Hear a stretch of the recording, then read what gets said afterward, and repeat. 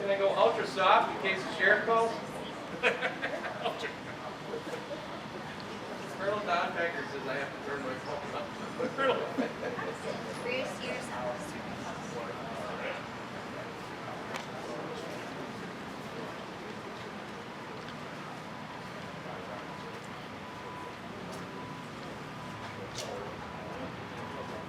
Okay, I'm going to officially call this as the starting time of our Equine Legislative Day at this hour. So first of all, I want to welcome everybody for attending today. And our American flag is flying up there on top of the Capitol building.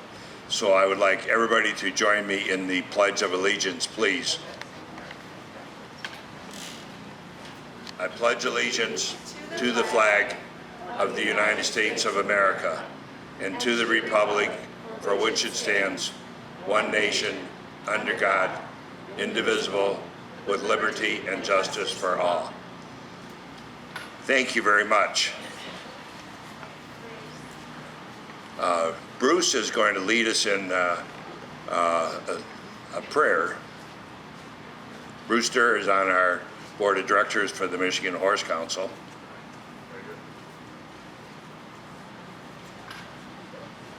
Ladies and gentlemen, our God and our Father, we do thank you, Lord, that you've given us this opportunity as truly blessed people to enjoy these animals and to gather here to demonstrate how much they mean to us and what they can mean to the world and the community around us. Lord, we pray that you would put your hand upon this group, upon this gathering, upon each person here. You might help as this day goes forward, that you would guide it with your hand. You would give us the grace that you so freely give, and you would lead us each one to a little closer knowledge of you. For we ask these things in your own name. Amen. Amen. Thank you very much, Bruce. And Bruce is our Vice President of Michigan Horse Council. And for those of you who don't know me, I'm Colonel Don Packard. I am the immediate past president, past 6 years of Michigan Horse Council, and Jean Lagan is our president this year, and she will be here shortly. I would like to mention that Representative Julie Alexander is here today as our guest speaker, and she has been a great help to us over the years of supporting the horse business and the industry and the education, everything we do. And she is also the sponsor of this event. In order to put on any kind of event on the Capitol lawn of our magnitude, you have to have a sponsor. And Julie is our sponsor. So thank you very much.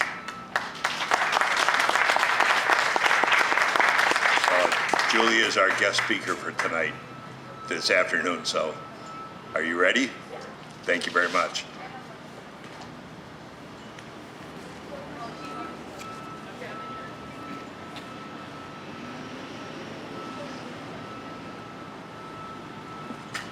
Well, good morning, and thank you so much for the introduction. Thank you for joining us here on your Capitol lawn. Thank you to the Michigan Horse Council for inviting me to speak today. The Michigan Equine Legislative Day is always a great event we all look forward to, isn't it? As I mentioned, it is my privilege to welcome you to your state capitol. Thank you for traveling here and sharing with your elected representatives about horses and the equine industry. I'm Representative Julie Alexander, and since 2019, I have served as the chairwoman of the House Committee on Agriculture. Our committee works on a wide variety of issues affecting livestock and crop farms, as well as broader food production industry. In the legislature, each representative and senator brings a very unique perspective to the table. Of course, we work to voice the concerns of the people we serve back home. Personally, I'm proud to represent the Jackson community. Our perspectives are also influenced by our personal experiences, including our careers and our family backgrounds. Before I was elected to the House, I served as an educator, teaching public schools for 22 years, teaching middle school, English language arts, and adult education. I've always loved helping people of all ages learn to achieve and help them achieve their full potential. My experiences as a teacher greatly informs my work here also in Lansing. As an educator and as an ag producer, I value the stories and making sure all legislators are well informed, educated on issues important to us. My interest in agriculture comes from my personal passion. Again, I did not grow up on a dairy farm, even a farm, but my husband Jeff did. And I became a farmer when I said I do at the altar in 1987. When I lead meetings of our agriculture committee, I think of my own work and life experiences on the farm, raising our family. Together, Jeff and I raised corn, soybeans, hay, and wheat.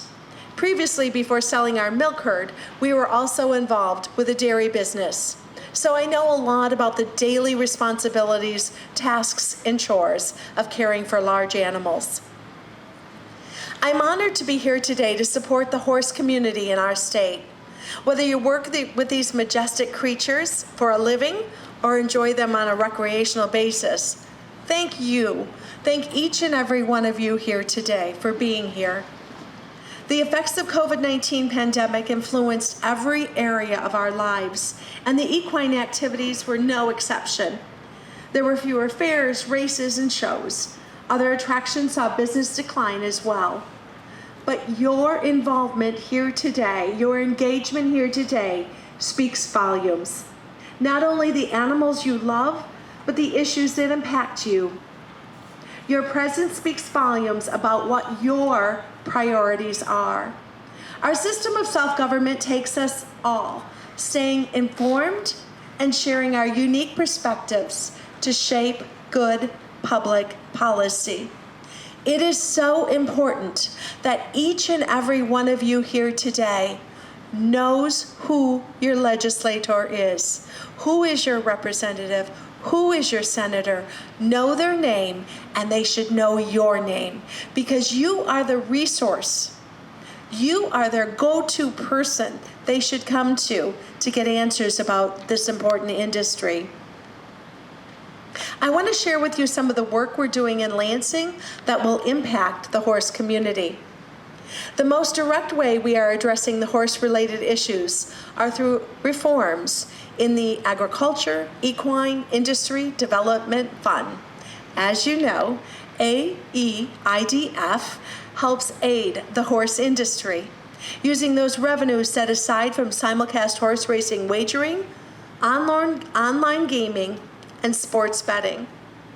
The bipartisan budget that was just signed into law last week included a major, innovative step forward to help the AEIDF fund fulfill its mission. We deposited $3.2 million to give the fund some financial stability. Each year, the state must guess what revenues will look like when spending resources from the fund. The one-time deposit will instead provide resources at the front end of the process, so industry support can be distributed with more certainty. The investment I just mentioned is a reality, but I'm also spearheading two bipartisan plans which are currently working through their legislative process. These plans would enable the AEIDF to give greater support to the equine industry. One plan will remove the arbitrary cap that could limit the fund's intake. This way, the equine industry will continue to make gains as revenue for the funds increase. Another plan will expand the use of resources from the AEIDF. It will allow increased incentives for horse breeding and raising. I'm going to repeat that sentence.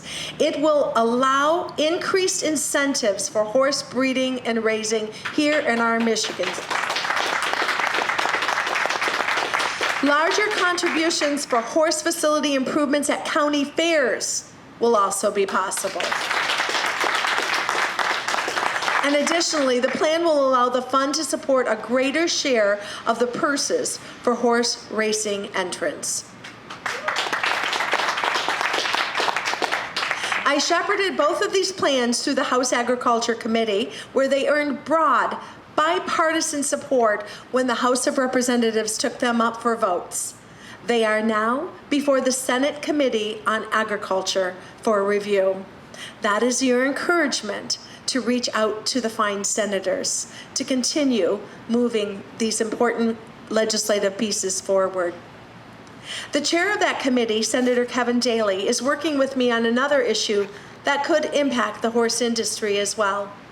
The Michigan Agriculture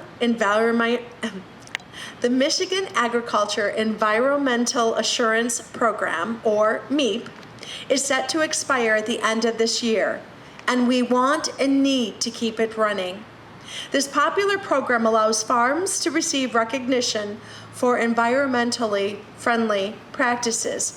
As you know, MEAP is not a mandate and it is not a regulation. A farmer can choose to seek verification in 4 different areas, including livestock systems. The program has received high praise from participants. They appreciate the acknowledgement of the efforts. By extending MEAP, we will continue to support sustainable farming in the agricultural community. Of course, the impact on the horse community goes beyond agriculture. So the community is also affected by the many issues far broader than agriculture. For instance, roads are necessary to transport animals from one location to another. In our new budget, we provided over $5 billion for the Department of Transportation, which includes funding to repair roads and bridges throughout the state. As mentioned earlier, each of you has a unique perspective that is worth sharing. If you have questions or opinions on legislation that may impact the horse community, I encourage you to reach out to your representative and senator. I always appreciate hearing insight from people who are directly impacted by the policy questions that come before us. Your experiences, your knowledge are valuable tools that can help us in the legislature better understand the industry's needs. Once again, welcome to the Michigan Capitol, and thank you for showing up today.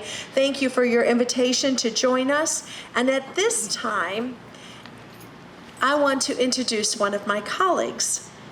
So I mentioned in my earlier comments that to move forward, we need to be united. I see great success in collaboration. So whether you're wearing pearls or a cowboy hat, if you're looking more like you're heading up to the street in the city or you're right down on the farm, I want to introduce one of my colleagues that want to share with you, welcome you here to the Capitol also, Representative Amos O'Neill. Representative O'Neill.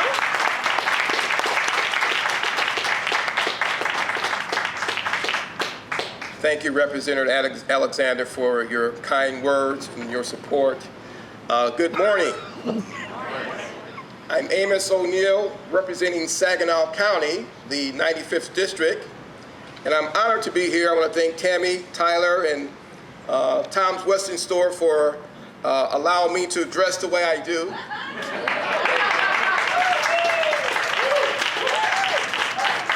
It's my favorite store. You know, I'm really just like a kid in the candy store here because, you know, I really admired the Western attire first initially, and I had a friend who dressed so impeccable, and I would always say to him, "Wow, where did you get your attire? You need to take me to this store." I did that for like 2 years, literally, and eventually I actually had a chance to go to Tom Western Store, and the rest is history. I've taken my dad there, who's 97 years old. He had a childhood where he was raised on a farm, and he really experienced how life is and was on a farm. And one thing he always said to me when I would talk to him and visit he said, you know, I never got a chance to be a cowboy. True story. 97 years old. He was a skilled trades plumber by trade, and he's physically strong. His mind is clear, but he's lost his eyesight. So I said, you know, I got to take him to Tom Western store. I get him a cowboy outfit and the whole attire, and we did. We took him to Tom's Western store, and the staff were great. He met some key people that you know, heard his story and just, you know, validated him as a 97-year-old man. And he got a hat, he got a shirt, he got shoes and everything.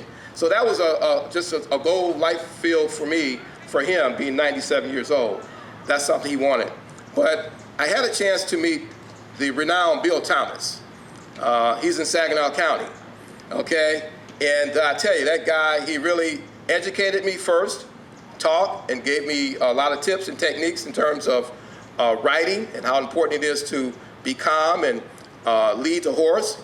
And once I went through that tutorial, I rode the horse. His name is Fritz.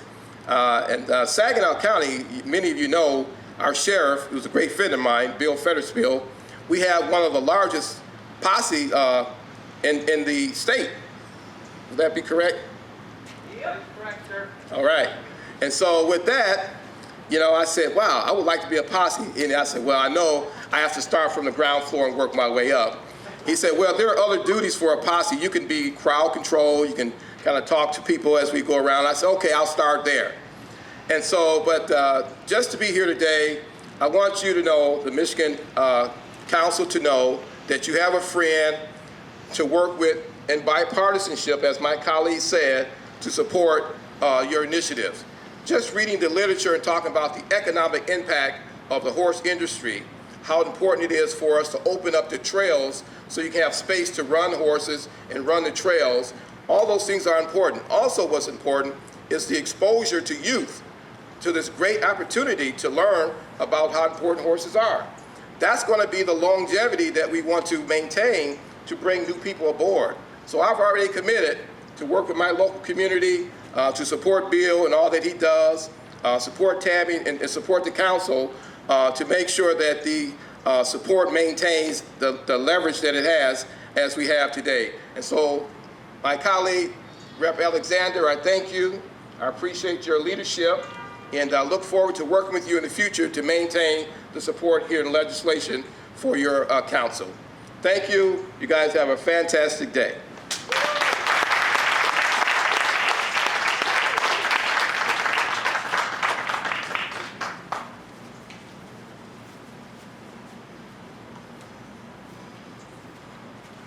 Wow, those were two really great speeches, and thank you very much.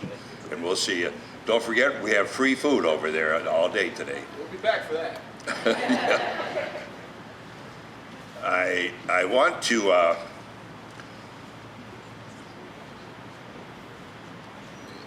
toot the horn about Michigan Horse Council for just a minute here. We started Equine Legislative Day. This is our 4th year of doing it now. And listening to our 2 state reps that were here just gave that speech.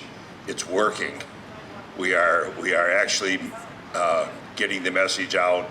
We're educating, and a great deal of thanks to everybody that's here today. So we're running behind on schedule. I want to remind everybody that the chuck wagon there is all the food that's provided today is paid for by the Michigan Horse Council. We're not allowed to charge any fees. We're not allowed to sell anything here today. We are only allowed to educate. That's what the Equine Legislative Day is for. And so I want to one more announcement before I bring up our next speaker.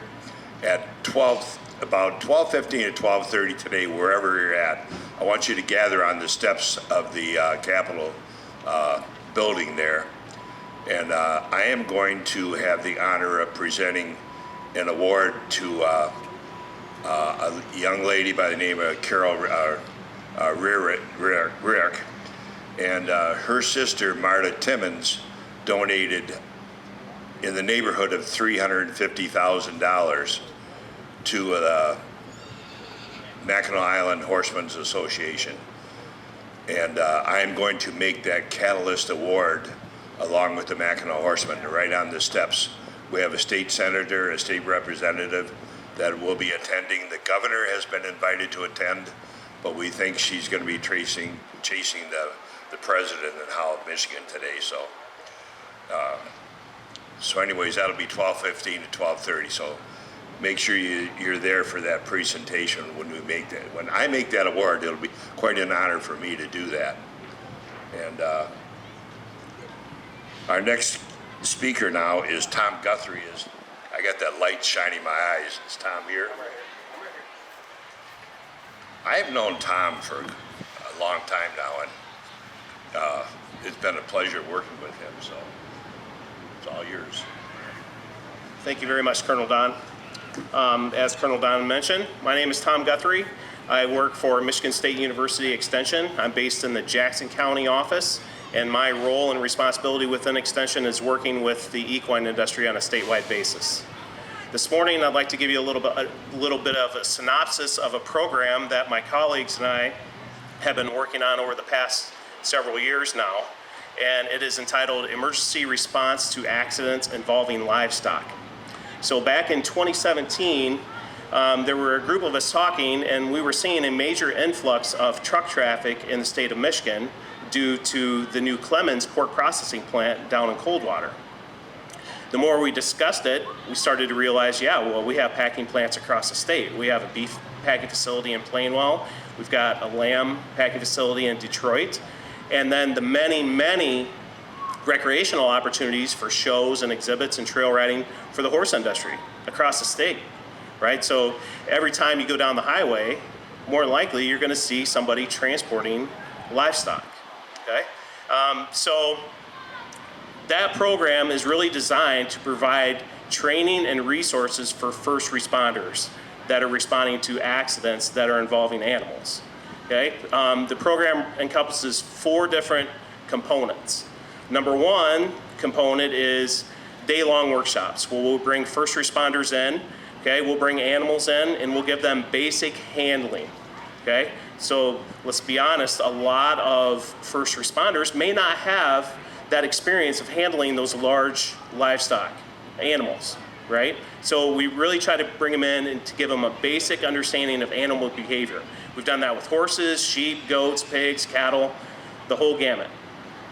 The second piece of that is we've taken that information from that day-long training and we've turned those into virtual models to where first responders can go online, work through, there's 13 virtual modules that include everything from equine behavior to pig behavior to chain of command at the scene to the difference between livestock transporters and trailers, okay? So they can go through that, earn a certificate of completion. The third component is individual consultations, where we'll work with groups that contact us and say, hey, we'd really like to have some more information regarding horse handling, for example, okay? So we'll go in and do that. The last piece of the training is getting response trailers strategically placed throughout the state, okay? And those response trailers are loaded with equipment to handle large animals, such as horses, cattle, pigs, whatever the case may be. So currently, right now, we have 3 trailers that are located throughout the state. We have one in Jackson County, we have one in Branch County, and we have one up north in Otsego County. Okay, those are the 3. Our goal is to get as many as we can, right? Because we really don't know where accidents are going to happen, but we really want to try to get those resources in place throughout the counties so first responders have access to that in case something happens, right? When you look at, like, for example, the trailer out here, the sheriff's trailer, where the horse is tied to it, right? Okay, you can imagine that truck and trailer alone getting into an accident, but then you put animals into the situation and it just makes it that much more complicated. So that's where we're at with working with first responders. It's really been an awesome partnership. The trailer in Jackson County, we had the partners that worked on getting that resource within that county were the Jackson County Office of Emergency Management. Jackson County Farm Bureau helped us out, the Jackson County Fire Chiefs, Jackson County Farm Bureau put some money towards buying some equipment, Michigan Pork Producers Association, National Pork Board. So we had all kinds of people involved in that resource, but there was an interest there. And so now we're in the process of reaching out to other counties to see if they may have an interest in placing one of these resource trailers within their county. So if you would like any more information on the program, I have some flyers or printouts over there at our MSU Extension horse table, so you're welcome to pick one of those up. And with that, thank you very much for your time. Appreciate it.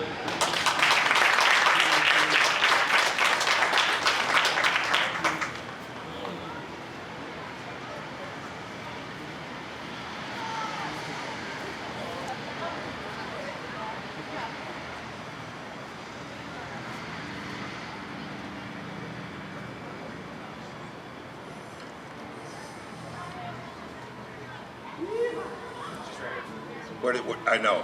Where did Tom go? Tom, did you talk about the slide? No, I didn't. You mentioned But, that. but we're working on it. We got one coming to the Jackson. Can you fill it up? If somebody has questions, I can talk to them about it. Okay. All right. Gail Johnson, welcome.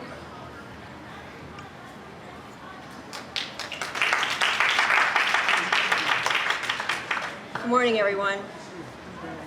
I represent Quarter Moon Farm, along with my husband, Tim Bunce. We are an independent Beamer dealership, and our booth is right across the sidewalk. We'd love to have you join us today. Beamer is a pulsed electromagnetic frequency device. It helps microcirculation in horses, equines, our equine partners, and in humans, and we have both units here today. So, first of all, who owns a horse? Can I see hands? Who owns a horse? Just one? You own just one? Someone told me at some point that horses are like potato chips. You can't have just one.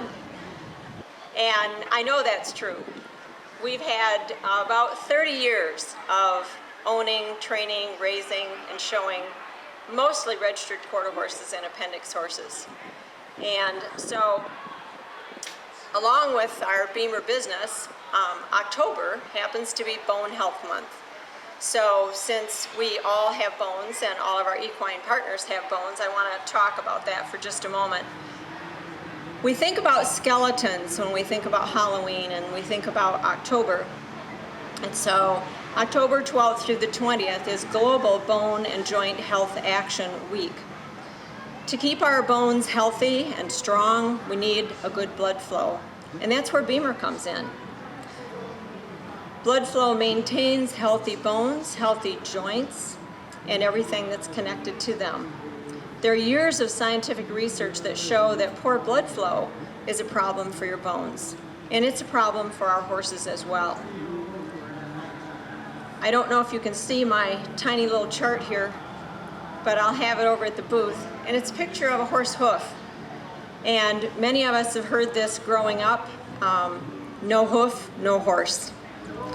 When your horses are ill or don't feel well, they tend not to walk. And when they don't walk or they're confined in their stalls, that blood flow that comes up from the hoof to the animal is restricted. So keep that in mind when I'm talking to you at the booth about blood flow, vascular movement throughout the system, yours and your horses. What do you do when you're cold? A good example, many of us, the football games, whatever, we stomp our feet. You'll see people do this. It's your natural reaction to being cold. You're trying to increase your circulation. You're trying to increase your blood flow. The same is true when you yawn. You're taking in extra oxygen. You're taking in extra air.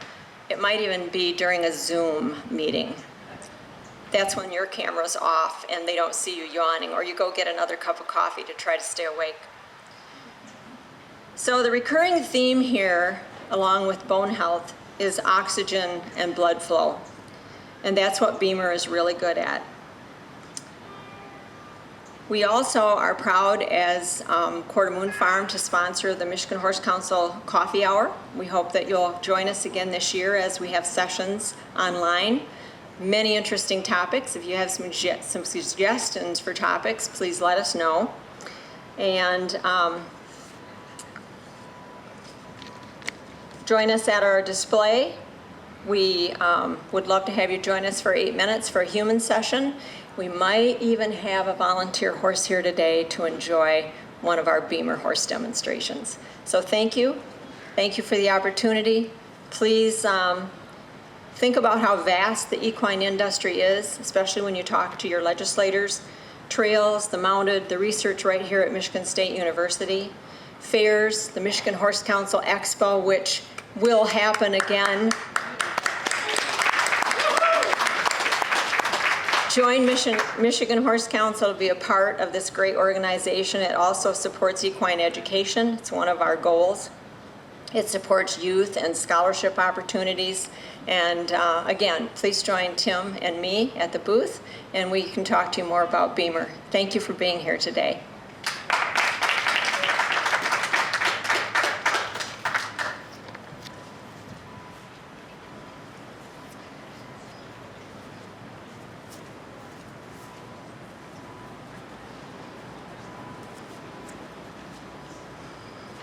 Gail also is our sponsor of all the coffee and the donuts you've been enjoying.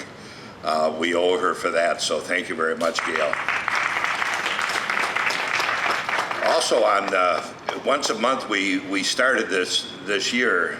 It had a lot to do with, you know, the world situation we had with COVID. So we started Coffee Hour, and if you haven't attended one of our coffee hours, we've taken a little break. We're getting ready to start that up again next month, I believe it is. And Gail has always sponsored our equine coffee hour. Next speaker is Kevin McRitchie, and he's standing over here, and I want to make him stand there for a minute longer because I want to tell a few stories about Kevin, and he doesn't know this is coming. So Thank you, Don. Kevin can talk for a very long time. I noticed that Tammy gave him 8 minutes, and so I've told Kevin to talk as long as he wants to talk. So, but it amazes me how much he really does for the equine industry. But he does more than equine industry. There's a lot that people don't know about Kevin McRitchie. And because I grew up in, I grew up in Detroit, but throughout my 30 years in the Army, I lived in a little town called Pinckney. And I came home once in a while and managed to create 3 sons during that time. My wife taught school there. But Kevin McRitchie was on the school board at Pinckney Community Schools, and I'm trying to figure out why does he want to be on the school board? Because at the very same time, he is a senior vice president of a Fortune 500 company that everybody here knows, Cisco Corporation. And while he was on the school board, he decided that he didn't have enough to do, so he wanted to start a new high school within the high school at Pinckney High School. And so he started the program through Cisco where students that didn't want to go on to whatever else they were going to go on to, they could learn about computers and studies. And so Cisco donated through Kevin computers to the school, and so that when each, tell me the name of the school. What's the formal name of the school? It's the Cisco Network Academies. Cisco Network Academy. And that is still a very active part of Pinckney High School. And when a student graduates from that program, they are almost guaranteed that they will have a job starting out from there at $50,000. Am I saying that correct? Actually, they're starting at about $100,000, and that particular class now has multiple defense contracts with the Pentagon that we help them arrange. Okay. That's something Kevin's not going to talk to you about today, I'm sure. So, but I wanted to tell stories about Kevin anyways. Kevin's been a mounted, I don't know how he has time to do all these things. Being a mounted deputy also at various places where he's lived throughout Michigan. I mean, he owns a buffalo farm up here. You know, thank God we got this hand up here, and another one in South Dakota, and maybe some that he doesn't even know about that he might own. And so, anyways, he's also one of our leaders of the deputies and the mounted deputies, and we went to the inaugural parade 4 years ago in Washington, D.C., and he was our commander of the unit, you might say, because we had dress rehearsals for the parade. We had to stay in the stables that were provided us at the nation's capital there at the Prince George Equestrian Center.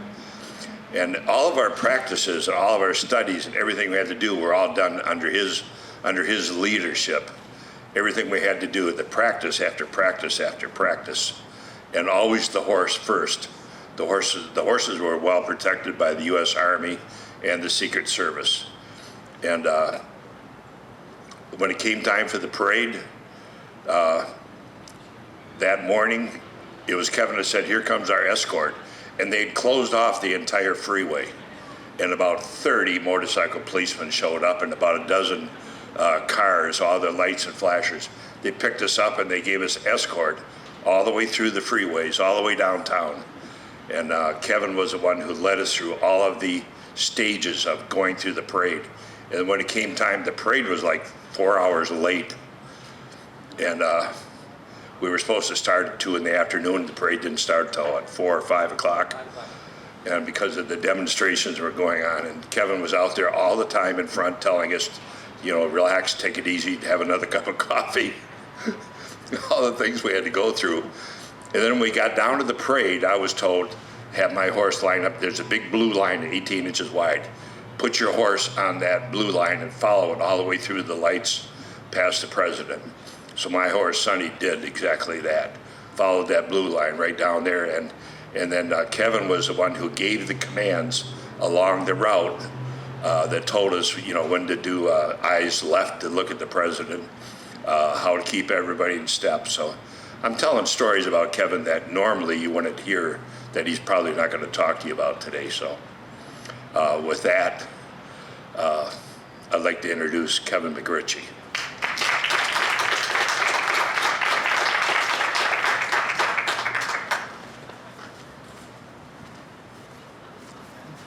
Thank you all, and thank you for being here. I'm glad we had our representatives here earlier. What Don didn't tell you, and I'll tell you a funny story, because we all have interesting times with our horses. So my main partner and best friend, Justice, is hanging out at the trailer. We've already been in trouble for walking on the grass. We've already been in trouble for climbing the stairs. Thank you to our rodeo queen out there for joining me up there, and with both of us getting in trouble, as well as half the people that were around here. But as a part of Don's story at our last one, so I've had the opportunity to guard 5 presidents now, and be in, I think, 3 or 4 presidential inaugurations, and then we generally are there for Police Week about every other year as well, where we're honoring the fallen police officers. But the story Don was talking about, and I'll tell it because Justice is always our lead horse when we're working there, and so here we are. Everything is precision when you're working with the President of the United States, and we're out there at Prince George, riding around in the sand on at least a 100-degree day, preparing. Of course, when the morning came that Don was talking about, it was about 35 degrees, so it flipped pretty quick, which is why I kept saying, drink coffee, drink coffee. Anyway, so here you are. There's the horse that's supposed to be in charge, and we're riding around in the hot sand. Out of nowhere, Justice just decides, I am hot, I'm sweaty, I'm itchy, I'm rolling in the sand. So it happens. It happens to all of us. So, you know, horses they're not as reliable as maybe those that in uniform that work behind a car. But what I'll tell everybody is, from a law enforcement standpoint, there is no better way to interact with the public and build a strong relationship. I generally tell the kids when they come over and pet my horse, I say, please go pet the police car over there and go pet the bicycles too and make those guys feel like they matter, right? Because those guys always give me a hard time. How come everybody comes and sees you in the mounted division, right? So here's what I didn't hear so far, and I'll talk a little bit more about horses in law enforcement in a minute, but let's go back for a minute. When you're talking to your legislators, here's a couple things to think about. I did some research after I talked to Tammy the other day, just how important the equine industry is in Michigan. And I'm going to start with a little story, and then I'll kind of give you some numbers to think about. So Don mentioned I am here in Michigan, and I'm about a third of the year or so in South Dakota. And I have a great opportunity every year here to guard our governor out on the Mackinac Bridge. We do take our horses out to the midway point on the bridge and guard the governor as he or she walks the rest of the bridge during the bridge walk. We keep them safe when they're there doing their speeches, and then we go patrol the bridge and keep everybody kind of where they need to be so we can get vehicles through. I also get the great opportunity to guard the governor of South Dakota during the Buffalo Roundup that happens in South Dakota every year. I've been the lead corps rider for that event for the last 18 years and hope to do it for the next 40. It's just a lot of fun, and Governor Noem is just fabulous to be out there with us. She rides her horse. Obviously, we're moving the buffalo, but we want to make sure that she's safe as well. She's an excellent rider, so really no concerns there, but it's a great opportunity to be out there. But the difference between what I see when I'm in North Dakota, Wyoming, South Dakota, and then Michigan is in those states in the West, it's very simple fencing. Nobody puts up a barn or an arena. Their horses have some run-ins, and they get tied to the trailer, and that's kind of the extent of it, right? So the investment in those states is all around livestock, like cattle, right? Because that's their biggest gross state product is in that part of the livestock industry. The horse industry, in many cases, there, if you're not raising cattle, you don't get an agricultural exemption. So horses always are accompanied by cattle because you need the cattle for the agricultural exemption in those states because that's a big revenue drive for them. That's very different than Michigan. And I was running numbers even last night to just give you a comparison of how big the industry is in Michigan. So Michigan is the 11th largest state. We have the 13th position in number of horses in our state. That represents in Michigan, very different than, as I said, the states out west that have maybe even more horses. That represents somewhere between $10 and $15 billion industry for us in Michigan. Now, why is that important? When you're talking to your legislators, they'll say, well, there's 440,000 acres that are listed as horse properties in the state, and that's about 0.7%, almost 1%, we'll round it up. Certainly if you take out all the state land and all the federal government land, it's a much higher percentage. But I'm just talking about of the 62 million acres that Michigan has as a whole, 440,000 acres are registered as some kind of a horse property, horse farm, horse stable, whatever it might be. If you take a look at just the feed and operation that goes along with that, that's about $6.2 billion just in cost of feed and boarding a horse.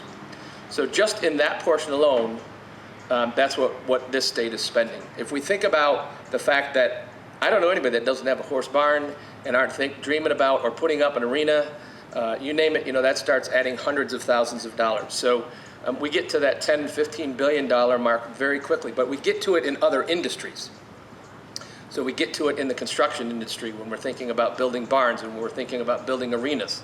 I'm very familiar with that recently because my wife talked me into building a big arena in the backyard. When I said I will never, ever, ever, ever, ever, ever own an arena, we now own an arena. And so every one of my friends says, haha, you own an arena. Which means I still have to go to work every day because I got to go pay for that arena, right? So you don't see that out west. And so the dollars associated with the typical thought of how much an equine industry brings to a state is much, much bigger here in Michigan because we do that. Think about your fencing. I don't know any horse owner that throws up 2 or 3 strands of barbed wire and calls it good. We put up field fencing. It's about 15 to 20 times more expensive. Or you put horse fencing up. Or you put wood posts in the ground instead of T-posts so that they don't get themselves caught. Right? So we put about 20 to 25 times the amount in the fencing alone. We put a lot of money in barns, and so you get to a very big number. We might be the 13th most horses of any state, but we're somewhere in the top 4 or maybe 5, but probably 4 in the math I did pretty rough on scale last night, in the spend that we have in the equine industry among all 50 states. That's important. So when we heard about legislation that's helping to give us better tax credits or help with fairgrounds and those kind of things, that's huge for us. The one thing that is different is There's nowhere you can't go out west and overnight at the fairgrounds. They're open to anybody and everybody to stop by, and they only usually ask for a donation for usually something like $10 a horse and free for you to stay the night if you're traveling around. That would be a wonderful opportunity for our fairgrounds and fair boards to consider as we go forward. So that's a little bit of the numbers. So when you're talking to your legislators about how important the equine industry is, it's not, a few $1 million in this state. It's an easy 12 to $15 billion business in the state when you add in all the other things. There are so many different facets of the horse industry, and I know our friends from Mackinac Island are here, and that is definitely like getting back to the 17 and 1800s with horsepower, and I love it up there. We go up there, we take our horses up there every year, a couple times a year, and go ride and train. We take the horses out west and train, but our focus outside of my day-to-day life on my buffalo ranch, where we use all our horses to move buffalo here and out west, is law enforcement. I love law enforcement. I love being on horseback in law enforcement. I spend 6 or 7 days a week on a horse. In spite of the other things Don told you that I do take half my business calls on horseback. And when I'm out riding. And every single ride I do is training. Last year, my wife and I and our kids, our son and our 2 nieces, all did over 4,500 miles on horseback last year. Our goal is never to be under 2,500 to 3,000 is kind of our minimum target.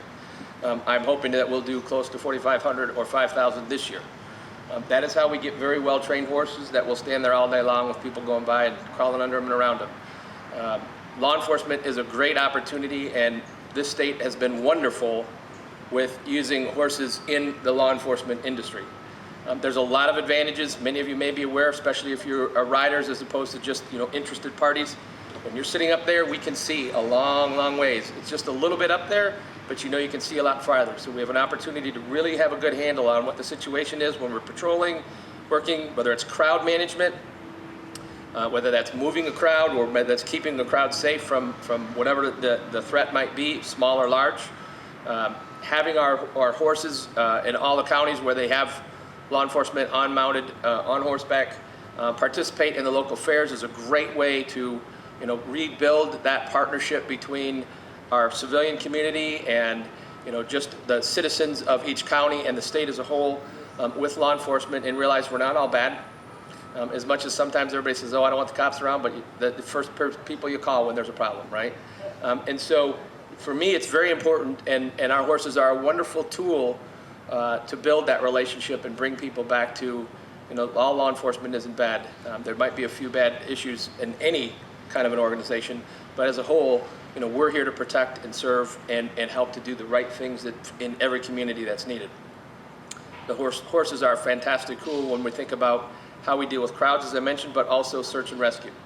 We do a lot of search and rescue on horseback. We do it here, I do it out west as well. They are great tools for us to keep moving, be able to do a lot of tracking. You heard Tom earlier talk about all the various certifications. We not only go through all those certifications from a law enforcement standpoint to be certified officers, those horses have to go through just as many, if not more, certifications. So 1 minute we can be running across the lawn if we're allowed on it, and I say that jokingly, Governor. And then the next minute we might have to stand there because, as you've seen, the school group stop by and 50 kids get off a bus, and we need to be able to flip the horses just like that, as well as ourselves, to be prepared to let them have a wonderful time no matter what the situation was 3 seconds ago. So I just want to say thanks for having me here. First of all, thanks for having my partner here, Justice, who has just been a wonderful partner, born on our property, and he is a part of 12 horses that we have, 9 of which are wild Mustangs that we have caught out of the wild and rescued, that we have put into service, both serving our Buffalo Ranch as well as law enforcement here in Michigan. So anybody tells you any horse is a particular horse that you have to have, please know that if you take the time with any horse, I keep hearing Mustangs can't do law enforcement work, and yet usually I'm sitting on one and say, okay, well, what about this one? Oh, he's great. Well, he's a wild Mustang. We caught him in the wild. Oh, all right. So, whatever horse you like, whatever breed you like, enjoy them, cherish them, invest in your arena, have fun, be outdoors, enjoy the beautiful outdoors. Again, thanks for having me here. Thanks for having my partner here. You guys can go over and sit on them, pet them, tell them hi, but please make sure when you see the mounted law enforcement teams out there, stop by and tell them hi, and don't be afraid to pet one of your law enforcement's cars too and see how they react. So thank you.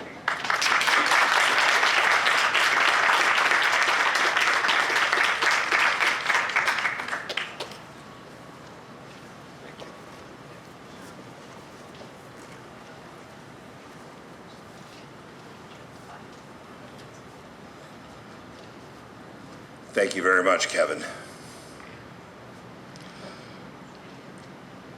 As Kevin mentioned, he's usually out in South Dakota at this time of year and headed back, but we had a change in our schedule this year because the state legislators had a meeting up at Mackinac Island, and so our normal meeting, when we have Equine Legislative Day, it's normally during the All Trails Week, which is the last week of September. And when we found out there are going to be no state legislators here, the Capitol moved our date to today, and that's why the date got changed anyway. So next, I'd like to introduce Dr. Christine Skelly, and she's over there smiling. She's wondering what I'm going to say about her, probably. Known her for many, many years now. And the program that she puts on at MSU is phenomenal. And the students that she trains are phenomenal students. And we sponsor many scholarships to some of those students, and perhaps she'll talk about that. But also, she is our Catalyst Award winner from 2 years ago. Last year we had no expo, so we couldn't announce it. So with that, I'd like to introduce Dr. Christine Skelly.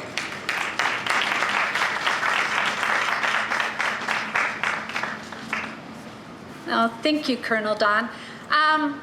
It's really a privilege to be here today. When I talk to my colleagues at Michigan State University about what the horse industry means to Michigan, I usually start with the horse industry is the window to agriculture for most of the general public. So it is their first experience with animal ag. And that really comes into clarity for me as I look at our incoming students into our Department of Animal Science. If you ask them what their main species of interest is, there's two that rise to the top real fast. One is equine and one is companion animals. So we're no longer pulling the majority of our students from the rural farms. They are coming from urban Michigan, and they have a real passion for animals in general. So a lot of our incoming students that have a strong equine interest, some of them are coming with the horse background, some of them are not. Maybe their closest experience was going to a camp and getting to ride at a dude ranch or just watching Mr. Ed on TV. That really dates me, but there's still a lot of interest in horses in the general public. If we look at our mission at Michigan State University, we have 3 goals. We have teaching, we have research, and we have extension outreach. So from a teaching program, bringing it back down to our equine courses, we really focus on animal welfare, on environmental sustainability. We are teaching our students to be creative, to be critical thinkers, and that's what makes them such a good product when they get out, Colonel Don. That's what makes them leaders in the feed industry, leaders at other universities. They go out throughout the country and they leave their mark not only in the equine industry, but just animal agriculture in general. So the horses may be the carrot on the stick that gets them into college. We have a lot of activities for them to participate in. We have the Horsemen's Association. We have the Intercollegiate Equestrian Team. We have the polo team, rodeo team, the draft horse driving club. We have a horse judging team that they can participate on. So there's a lot of opportunities for our students to really engage not only with each other on campus, but go out into the state and even outside of the state. We also take students to Ireland and Northern Ireland every other year. And they get to meet a whole different culture, and yeah, they speak English, but with an accent. So it's a little bit different. And of course, the Irish are horsemen extraordinaire. They think we're cheating because a lot of our saddles have those horns on. It's not fair to the horse if you get to hold on, okay? So, but it's just a great experience to share ideas, learn new things, and bring that back home to the USA. From there, then, we go to our research program, and most of my colleagues, you know, you're teaching and doing research. We are just starting a project at the MSU Horse Farm that is working with our healthcare workers. Our new neighbors across the street from the farm is the McLaren Medical Center. So we have a study that involves healthcare workers as well as our MSU students. Both groups who, if you look at research, have been highly, highly stressed over the last few years. Our students have been stressed because they've been very isolated, taking virtual courses. Our healthcare workers, I can only imagine, I've got family in the healthcare system. That's been extremely stressful for them as well. So we are going to be looking at how horse activities can help relieve some of that stress, increase their well-being and emotional health. Finally, we do our outreach and extension work. I have my colleague Tom here. I work with a whole host of team members from the College of Vet Med to throughout the state that specialize in environmental science and forage and healthcare. And we're here for you. We're here for our horse owners in the state. We go out to farms and visit. We have an online program, My Horse University, that reaches a lot of people in Michigan, across the country, as well as we have a lot of people involved from out of the country as well in that online program. A big part of our program is community outreach, and probably the best program that we've participated in a while has been working with Detroit Horsepower and helping them being able to sit on their team as they develop just an outstanding center in the middle of Detroit to serve the community and introduce horses to a whole new group of people. So when we talk about making horses accessible to people, that's right on target. That hits all the marks. So we're really happy to be part of that program. The last thing I want to talk to you about is something that's near and dear to my heart. It's something that I'm really new at, so I'm super excited, and that is our Proud Equestrian program. So that takes equine assisted activities and gives youth a chance with disabilities to participate in riding and driving and just being around horses. So that takes a whole host of volunteers across the state to make that happen at all different levels. It brings that activity to where it's affordable and our youth have access to it.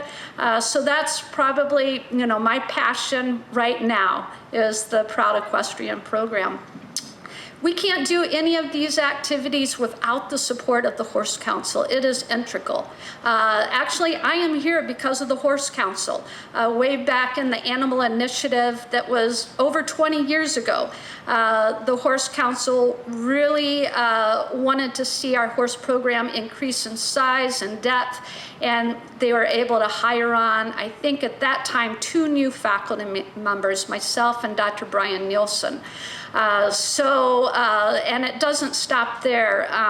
We work with the Horse Council through Expo, through this program, the signage, the educational signs that go out to the public, and the Horse Council also provides essential scholarships for our students to come to Michigan State University and get that education they need to give back to our industry. So with that, thank you very much, and I appreciate it. I'd be glad to answer any questions.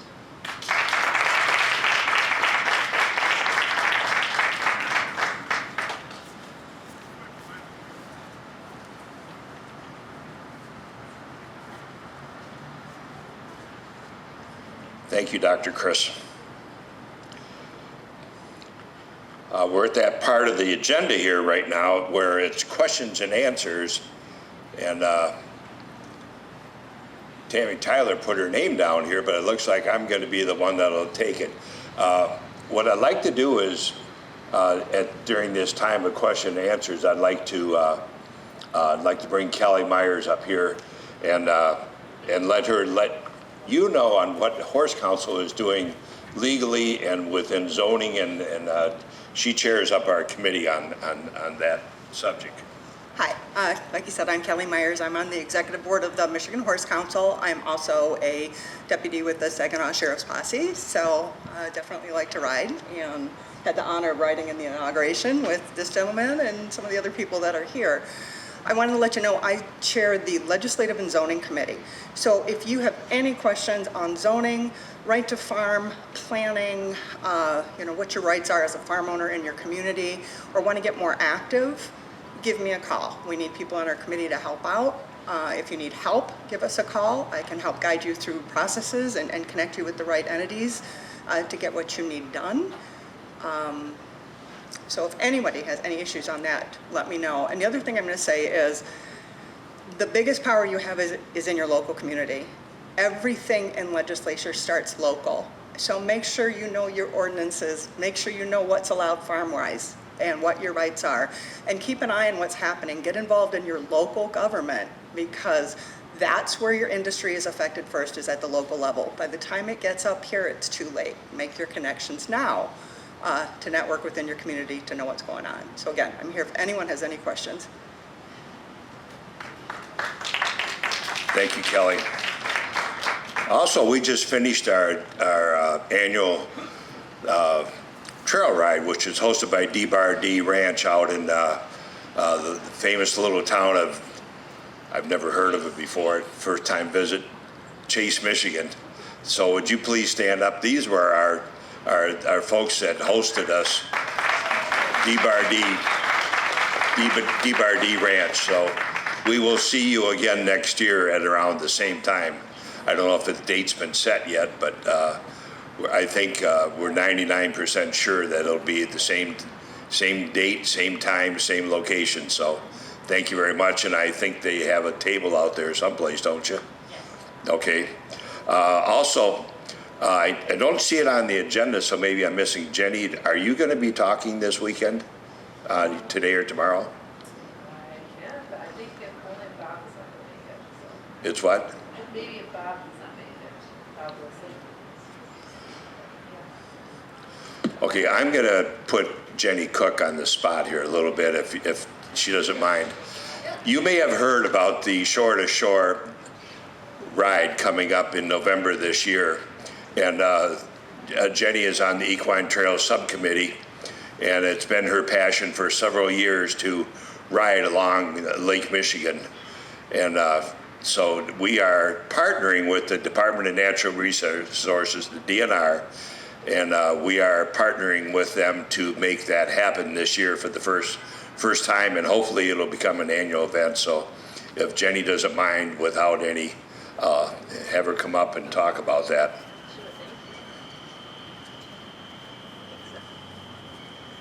Good morning. Thank you for having me today, and we're just really excited in the trail community that we're partnering with the Department of Natural Resources. We've been working with them about finding opportunities for trail riders, and we recognize that there's a lot more areas that we could ride in, so it is good to work locally and work with your local public land managers. The way that this all happened is I asked permission and presented an idea by saying I think that it would be great if we could have horses allowed on this public land, and we don't need any money, we don't need any infrastructure, we don't need any extra staffing or anything built. We would just like the freedom to proceed, and we will pick up our mess after us. And so by doing that, the DNR listened, and there was other people within the department that were equestrians, and they end up being like the salespeople, and we gave them rides, and they went back and told their departments and their supervisors that this is a good thing. Horses are good for people, and we should allow them at more public lands. And so we're just really excited about over the past 5 years, we've been having pilot rides. So we started out very small, with say like 6 people at a time, and I included the DNR to join me, and we had a small private pilot ride at different public locations, and then now we've graduated to where we're having a season, a 2-week season at Silver Lake State Park over in Mears. It's sand dunes, and it's probably more known for like the ORVs and dune buggies and ATVs and all that, which I've rode my whole life doing that too. And so then we're going to park at the ORV parking lot. It's a huge parking lot. And then across the dunes and be able to enjoy the shoreline, 3 miles of shoreline and back again. So each participant will have 3 hours to enjoy this public lands, and it's a chance to get on the Lake Michigan shoreline. It's really beautiful and sandy. We do have to go in November, because that's after the ORV season, so this is November 1st through the 14th. If this goes well, then we can hope we have more seasons. It becomes a declared season, and then it will be changed in the management plan. So I just wanted to let you know that there are ways to increase our opportunities for horseback riders, and some of it is just asking for permission, and also they like to have a friends group. So if you can take a couple of your friends with you and say, look, we'll take care of the situation, or we'll help build the trails, we can really be an advocate for our equine community and for our community in general. So most of the equine trails are shared by hikers and hunters, so these are other user groups that appreciate when the equestrians get out there and ride. As a horse owner, I may own 8.5 acres to house my horses, but I need a place to exercise them, and I really can't afford 250 acres, and a lot of us, even if we could afford it, couldn't find access to that land. So public lands is really important, and it's really important to work with our managers to let them know that we are good for their community, and we're helpful, and we can work and partner with them, and we're just really excited about these. So stop by my booth, and you can get more information, and also try to look up the Michigan Horse Trails Directory. That's a resource that lists all places that you can ride, and has events and these volunteer friend groups. And so it's a really good resource that the Equine Trails Subcommittee that I'm a part of, we're appointed by the governor, that we work together, that we're representatives across Michigan, trying to find more places that we're welcome to ride our horses. So thanks for being here today. Thank you, Jenny. We've got a little bit of extra time here, so is there anybody here who would like to come forward and introduce themselves and talk? Brittany, can I get you to come up and say what, this is one of Michigan's authors' children's book, so do you mind if I call on you? Yeah. Hi, everyone.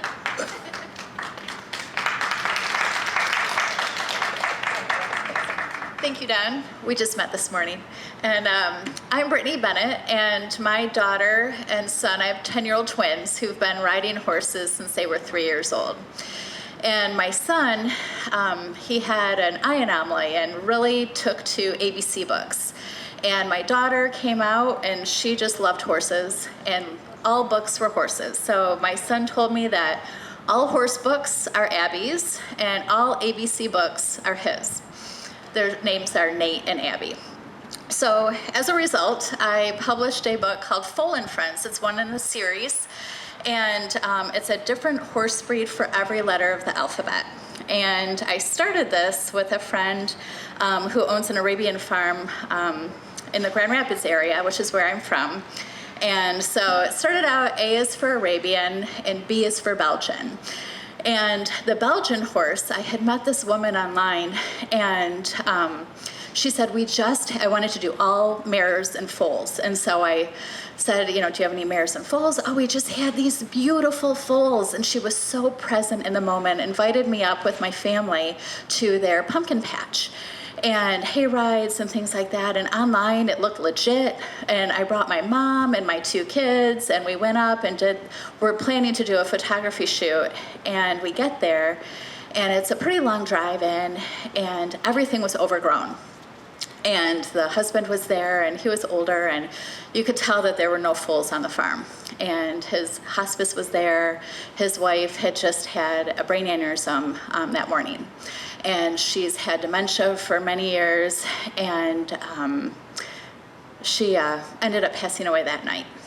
He said she was a preschool teacher early on in her career, and she really wanted to be part of this. And he said she had been so excited. I thought she was having a memory of working with a children's author. And lo and behold, it was a present day memory. And he just said, I've never seen her so excited about anything in years.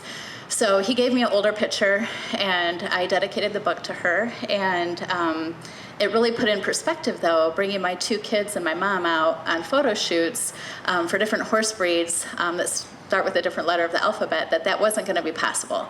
And so I started emailing all these different organizations around the world. And one of the first ones that responded was the Dancing Lipizzaner horses. And I emailed them in the middle of the night, as my kids went down to bed. And then they forwarded on their logo. And so I worked with all these different horse organizations, and they said, around the world, they said, if you ever decide to publish your book, just put our logo in the back of the book and you have our rights. So that's what I did. And it's taken me all over the world, from Siberia. There's a mammoth dig, and this guy's part of this mammoth dig. Him and his dad are trying to stave off global warming by bringing breeds in across Siberia, packing down the permafrost. He's with National Geographic, and now look at the Przalski horse, right? It's now going to be, we've been breeding them all over the States, and now we're going to be helping in Russia, bringing the Przalski horses back from almost near extinction, right? So there's a lot of things that we do, that we partner with around the world. So it started out as literally an ABC book with my daughter, and now I've become a full-blown horse advocate for all breeds. Many are on the watch list. So I do partner with the Livestock Conservancy and the Rare Breeds Survival Trust out of the UK. So I only brought a handful, but if I did bring some cards, if you want to step over and say hi, I would love that. Thank you. Thank you, Brittany. Okay, we're going to wrap it up now, and I want to remind everybody that about 12:15 to 12:30 to be on the Capitol steps there as we make the Catalyst Award to the Mackinac Horsemen and to Marta Timmons and her sister Carol. And I'm hoping it's going to be a very nice event. It'll be filmed for television, so hopefully everybody will be there at 12:15. The food over there is free to everybody that's here today, anybody walking down the street, and all of our state senators and reps. So enjoy the food. And we'll see you back here at 1 o'clock for our next speaker. Thank you very much.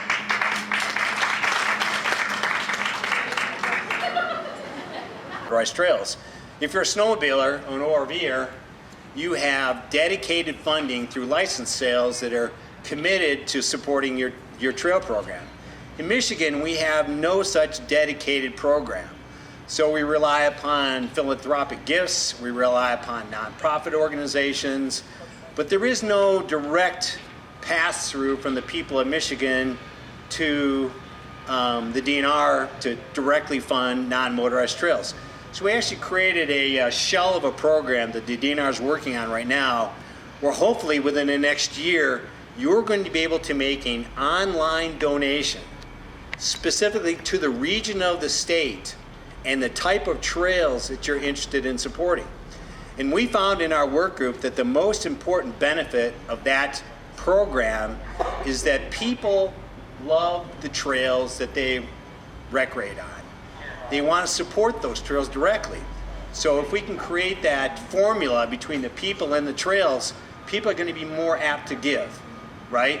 So I'm a paddler, I'm an open water swimmer, I'm a runner, I'm a biker, and there are some key trails in Michigan that I love to use, whether it's the Jordan River Pathway, whether it's the Grand River or the Red Cedar to paddle on. And now, as this program takes shape, I'm going to be able to go online with the DNR and specifically designate a fund, my dollars to go into those specific trails. We're going to start off on a regional perspective, and we want to make sure everyone has an opportunity to put money into the region of the state and the types of trails that they want to use. So that would be your way of making a direct connection between your money, your financial support, and the trails that you use. We also worked really excitingly on a new 5-year master plan for the DNR's Trails program. And through a number of public hearings around the state, we got feedback from the people of Michigan, and the DNR, working with a great consulting group, the Public Sector Consultants, have fashioned a 5-year trail plan for how we're going to maintain Michigan's national leadership as the trail state in Michigan. And that's going to mean more focus on non-motorized trails, equestrian trails, biking trails, more focus on water trails. But the cool part about this program is that we're taking a watershed approach to how we coordinate trail use. So rather than simply looking at trails on a user-by-user basis, we're going to take a corner of the state, whether it's Northwest Michigan or Southeast Michigan, the Upper Peninsula, and develop a plan that allows for all those different trail users, whether it's snowmobiles, ORVs, equestrian users, to be able to work together for a holistic trail plan where all those trail groups can work together side by side and develop the kind of trails that they want to use. So what that has resulted in is a really cool dynamic where we have trail groups now that sometimes didn't work too well together, actually going to work together for the benefit of the region, right? It's a similar approach that we take with how we protect natural resources. When you look at it, rivers and lakes and streams don't know political boundaries. What they do know is they know natural resources boundaries. So we're going to take that same watershed approach and then translate it into what we call trail sheds. So there would be 5 main regions of the state all set up as individual trail sheds where all the trail user groups within that community will work together for the benefit of the system. That's, to me, that's an exciting and great development which portends wonderful benefits for the people of Michigan. We've also heard about some really significant liability issues, particularly when it comes to mountain biking. Anybody ever been up to Copper Harbor and seen the radical trails that are up in the Upper Peninsula? We've had some serious problems with some accidents, people getting injured, and then concern about liability protection for the trail groups and the local units of government that manage those trails. So we've taken a close look at that and how we can try to minimize liability exposure so that we can continue to build good but safe trails.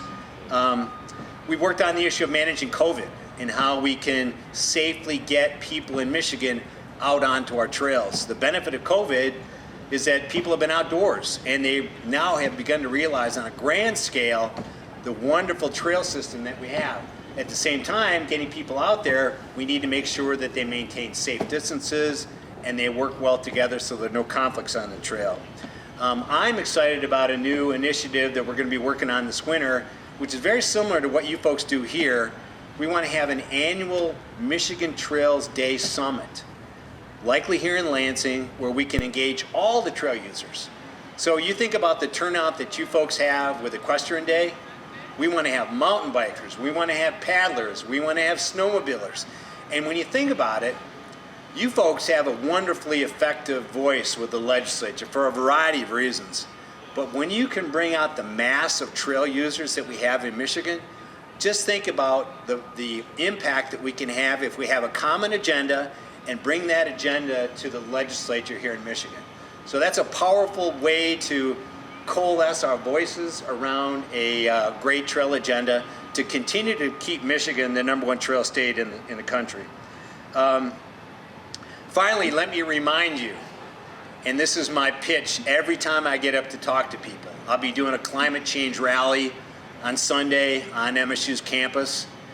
And there's so many issues that relate back to the common theme, and that we all know that this Constitution here in Michigan and the United States was founded on the belief that all power emanates from the people. And our government functions best and most effectively when those people, when you people, take the time and the effort to engage. Part of it is intimidation. You don't know how to make an impact. You don't know where to go. You don't know how to contact your legislator on an effective basis. You're concerned about the overwhelming power of paid lobbyists and how they can sometimes cloud the issues. Well, we have an equal right, an equal voice. We just need to bring those voices together in a more effective way. And an idea that we have with this annual legislative summit to bring all those people together will help to give power and fuel to that voice.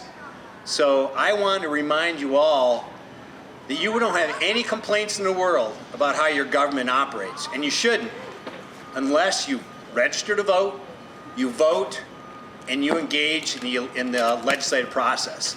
And I don't mean just sending in your cards in an email or writing a letter. You actually have to do what you're doing here today and get out and lobby your elected officials for the things you believe in. Otherwise, you don't have a voice, and you have ruined your opportunity to be part of the process. So, I mean, that is the fundamental issue that I can bring to just about any single issue before the Michigan legislature today, whether it's climate change, whether it's education reform, whether it's trail policy. People run government only if they choose to engage. So that is your responsibility as a citizen.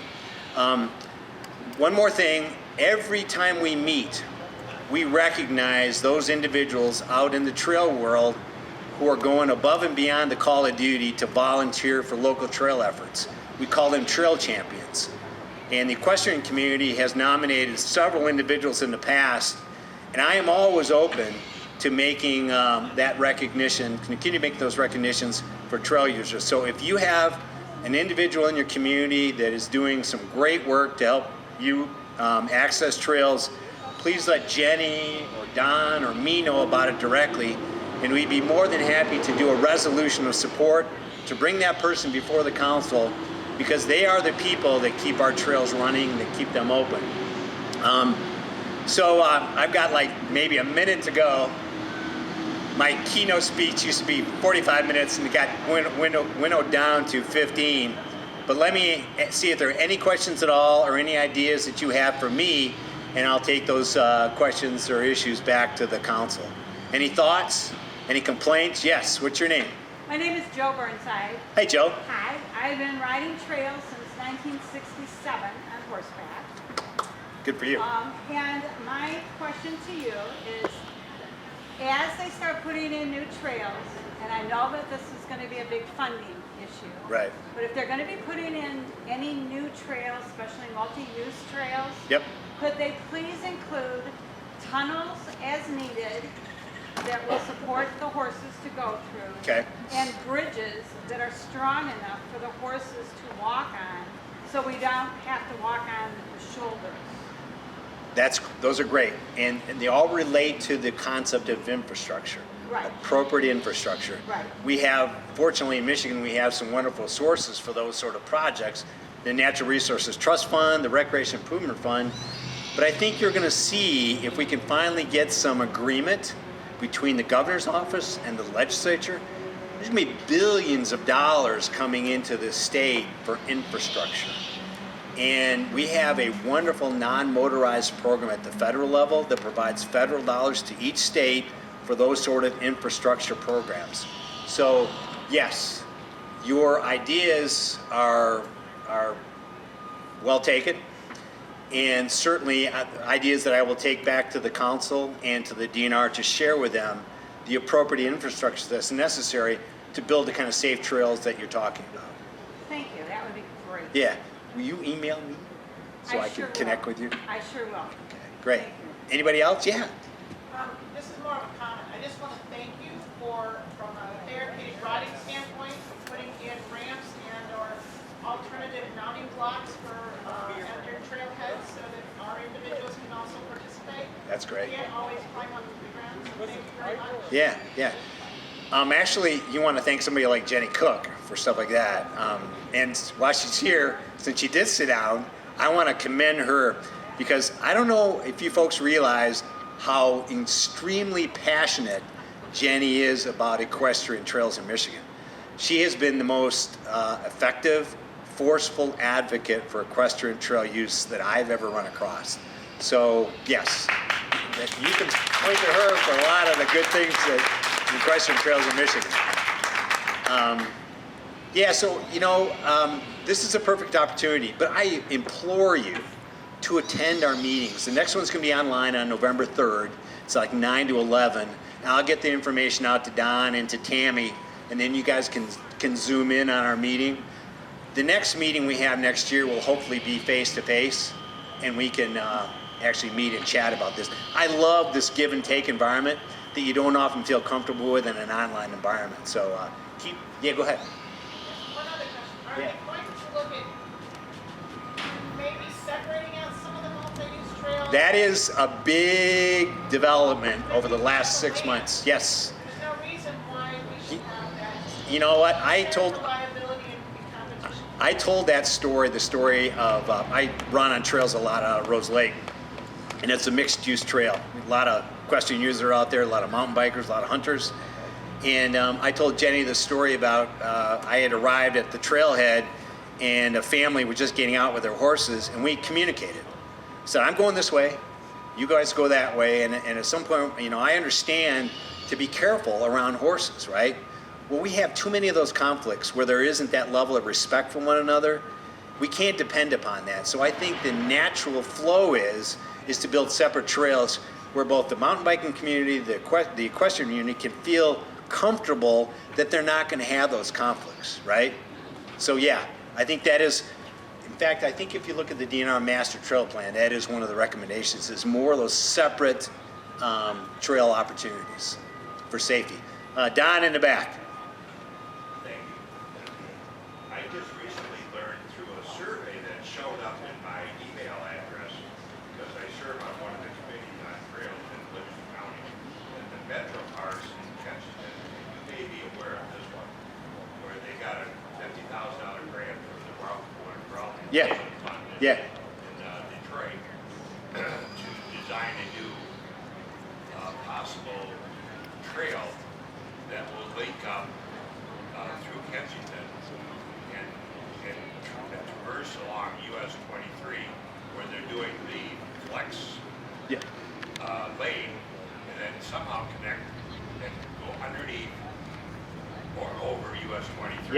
Yep. So when I inquired about the survey, I found out that they are not going to include equestrians on that trail. It's going to be mainly for hikers and for mountain bikers.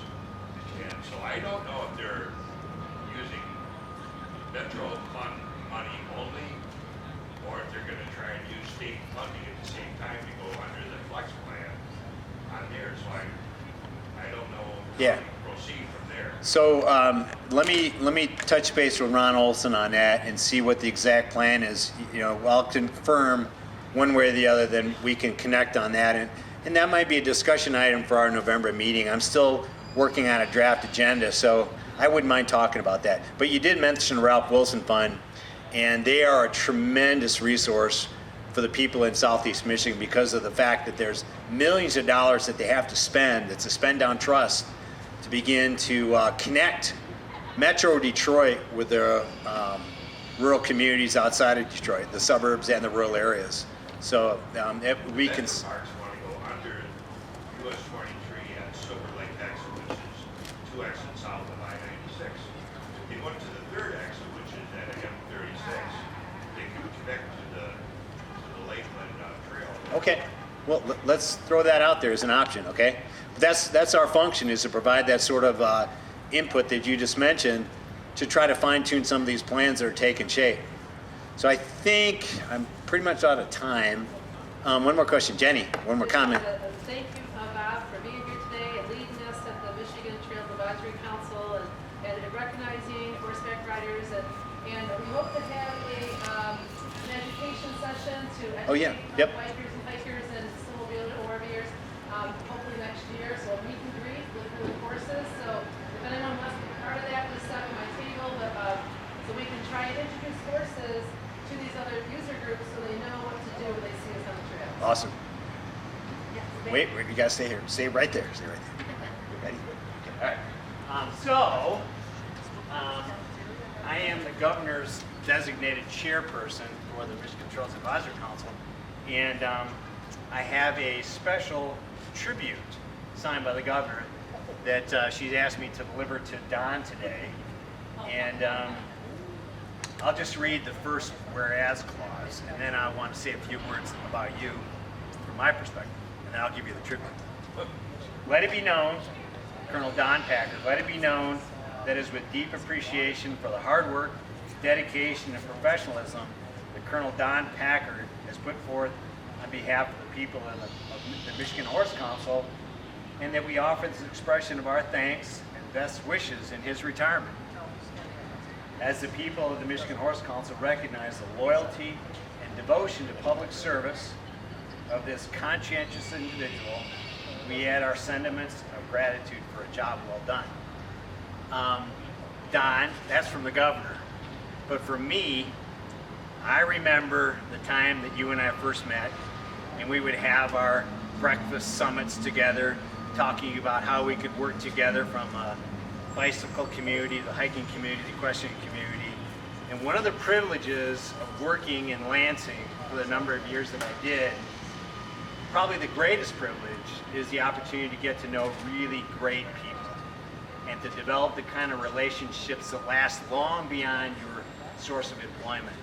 So this is a paper tribute, but let me give you my thank you and a job well done from a good friend. Thanks, Don.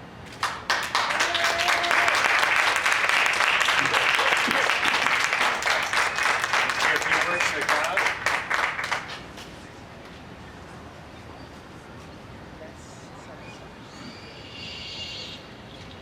What a surprise. I wasn't not expecting this, and I'm certainly not entitled to any awards. I worked for the U.S. Army for 30 years, and I had a policy of no awards, no decorations, and I stuck to that, almost to the point where I was a stinker that when I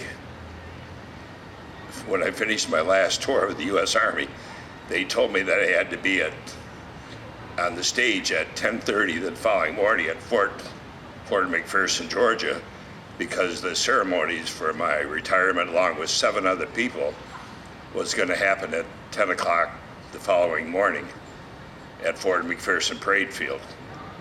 And I said to the young man, thank you very much. The following morning, I got up at 8 o'clock in the morning, got in my truck, and drove home. That was my policy of not accepting any awards, not accepting any decorations. So I'm not used to accepting anything like this. So thank you. Thank you very much. I want to know who's behind this. Not me.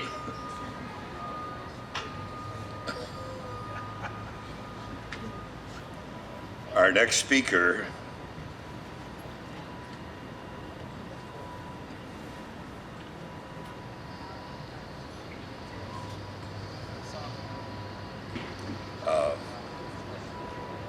I'm still a little emotional because I wasn't expecting this.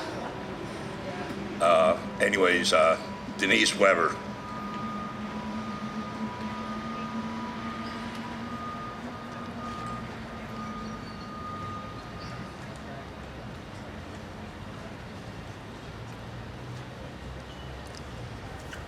I want to tell you a little secret about Denise.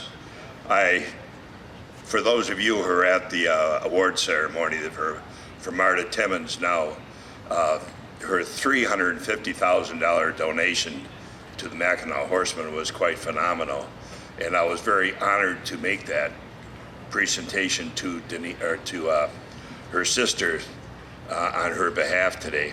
But 3 days ago, maybe 2 days ago, I called up Denise and I said, I have this picture here that came on my smartphone, and I couldn't copy it. So I called up Denise Weber because she does what she does. She's phenomenal. And if you saw those two pictures of her out there on the steps of the presentation, she put it together in 2 days. And when I called her up on the telephone, her answer was something that everybody wants to hear. She said, "Don't worry about it. I'll take care of it. I'll see you on Tuesday." And that was it. So thank you very much.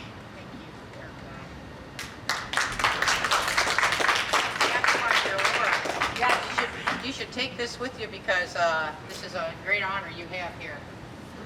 Take it back in your corner with you. You're a great guy. Congratulations. Well, how do you top that, huh? Okay, well,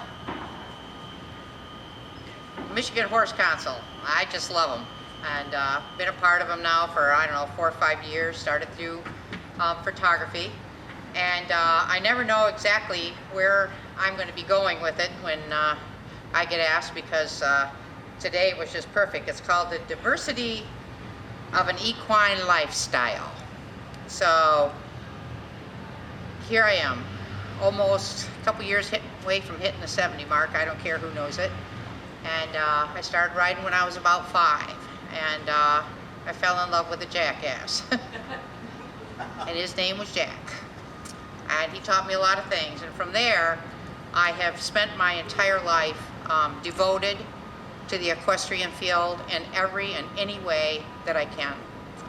I've been a college coach for 15 years. I taught for Albion College. I developed the alumni programs for the state of Michigan, which I'm still ecstatic about, for the kids to keep coming back. I judged for 20 years and in the 4-H and the POAs.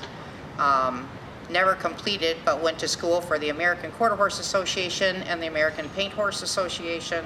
Heavily involved in the Michigan Paint Horse Association for 30 years. And in my own life, loved horses so much that I bred horses and had foals. I loved hearing today that there's going to be some legislation on the floor about breeding and raising horses. I've been worried with the way the world has been going, who is going to nurture and take care of the horses when I get older, when everybody gets older. We need to keep nurturing those youth constantly to be bringing them into our field. So anyways, excited about that. I've had 29 foals of my own that I bred that have my name on their breeding certificate, either paints or quarter horses.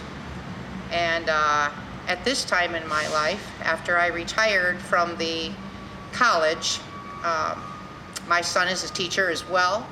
And 3 days after retirement, he came to me and he said, "Mom, there's a group of kids that need you." Oh boy, that's a magic word for me. Okay, so I have 28 horses on my farm, and 17 of them belong to me. So any kind of programs that come out that help to support us, that's a good one. Well, I took those 17 horses, I've added a few, and a few have gone away or whatever. And I started working in a program to teach youth that are predominantly, and they are, homeschooling. Okay, so there's a lot of partnerships that go on in the state of Michigan that are funded by the state of Michigan to help these youth. There's a lot of reasons why people do this, and a lot of kids need to have that.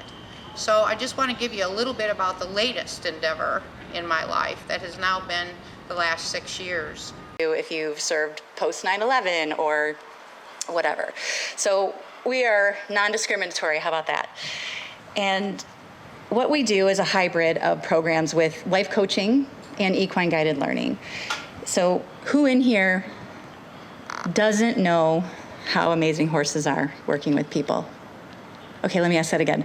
Who does know the amazing things about horses and people? Yeah, right. So I started this program. I was actually certifying in equine guided learning for myself. I've been a coach for almost 20 years. I've been a nurse for 20 years. I'm no longer practicing. That's all retired and done.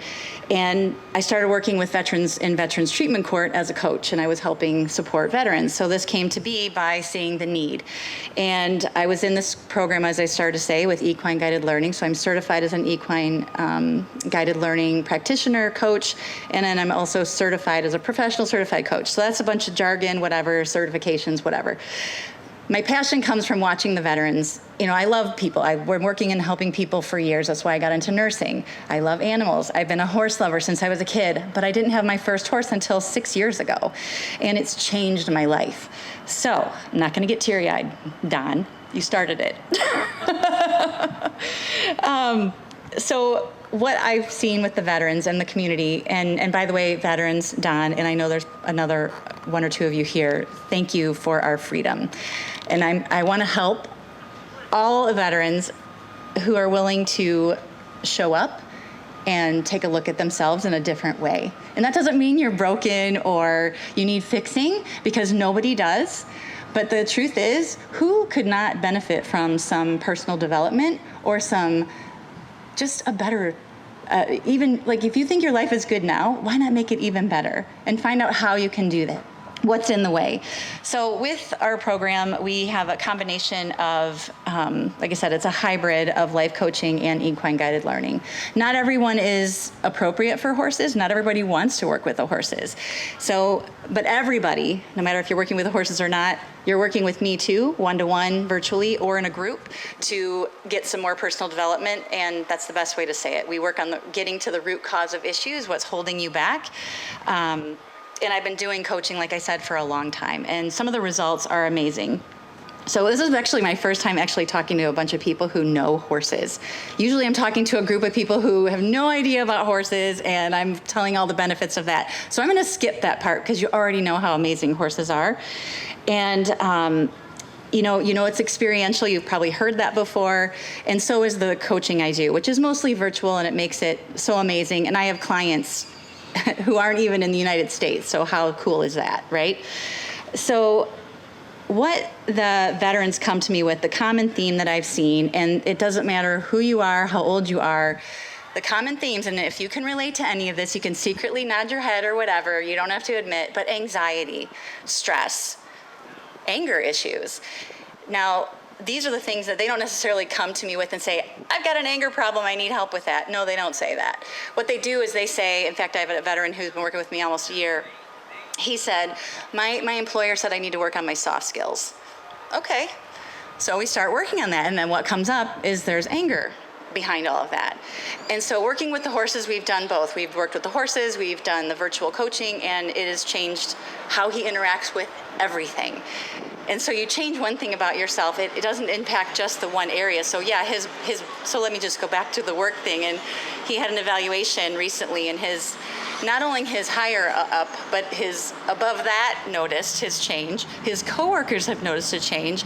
He's been promoted. His family life is better. It's just awesome what this stuff can do. And that's one person. Now imagine the one person and how that impacts the community, right? His kids. It's a huge impact. So, I'm just checking my time here. So what we do with the coaching and the equine guided learning, we keep it playful, we keep it light, we keep it fun. It doesn't have to be so serious. When we think about doing something like personal development or emotional development or having higher emotional intelligence, sometimes we think, oh my God, it's gonna be awful.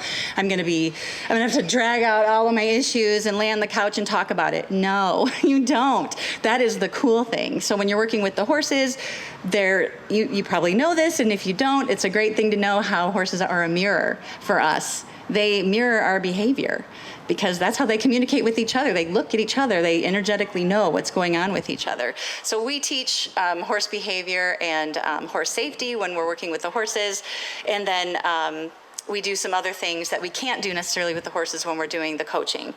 So we work on goal setting, perspective shifts, belief systems, and I just want to iterate strongly, this is not therapy. So I am a certified equine guided learning practitioner coach, but I'm not a therapist. Yes, I am a nurse, but the thing I know, and I tell this to a lot of people, is my veterans tell me, and they want people to know this is not therapy because they've been to a lot of therapy and they've found that either it worked or it didn't work. But usually when they come to me, a lot of them, they're like, I don't want therapy. I don't want to talk to a psychologist. I'm done with that. Okay, that's great. So I'm just going to read to you a short testimonial from one of my veterans who actually has not worked with the horses yet. Then I'll read you a testimonial from a mom whose son worked with horses. So the first one is, I first connected with Jill because I wanted to get involved with her organization and helping other veterans. And after joining the board of Warrior Path Home, Jill invited me to try some sessions. You should know what I'm doing, right? So the first thing I want to convey is that this is not any type of therapy. It's not designed just to help you function in society the way you are, just managing problems. Instead, it is a focus on helping you function better as a person, a whole human. I realized I was getting upset often and it was ramping up to anger. So far, I have learned to not only deal with the anger, but also notice how upset I was getting isn't as common as it used to be. I don't have to manage it much because I'm calmer in general. She's the real deal. She truly cares about helping veterans. If you want to find out for yourself, I recommend a session. I can't thank her enough. And that's the thing. You got to try it. You can't just look at it from the outside and go, I don't think that's going to work for me. And I always have a consult with people to see if we're a fit, if you're going to be a match to work with the horses and what we're going to do, and find out what's going on with you and am I the right fit for you. So here's a perspective from a veteran's mom. So again, when we work with people, we impact them directly, and then they impact all of their lives around them. So this is a mom who saw her son. He was 21 years old when he worked with me. He had 5 horse sessions. She says, the changes I've seen in my son have been demonstrably different, such as being positive, community-based, family-oriented, goal-oriented, thankful, and communicates from a standpoint of confidence, strength, and grace. I'm so happy he went through the program. And I saw him just 6 months after he was discharged, and he was full of anxiety. And now his life is just so much calmer, and he's just so much happier. So this has been a joy and a reward for me to do, and I appreciate the time to let me come up here and share this with you. My table's out there. If you want to talk to me, ask me any questions, I'd be happy to meet you. And by the way, I'm a new member with MHC, and thank you for the warm welcome. Take care.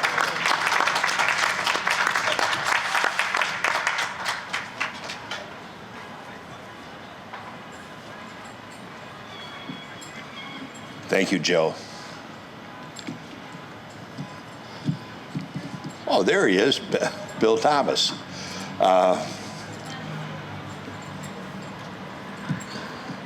want to tell I try to tell a little story about somebody, but his daughter is more famous than he is, and he'll probably admit that. It's true. Bill Thomas, rein horse, and mounted deputy for Saginaw. Yep. Thank you very much for coming today.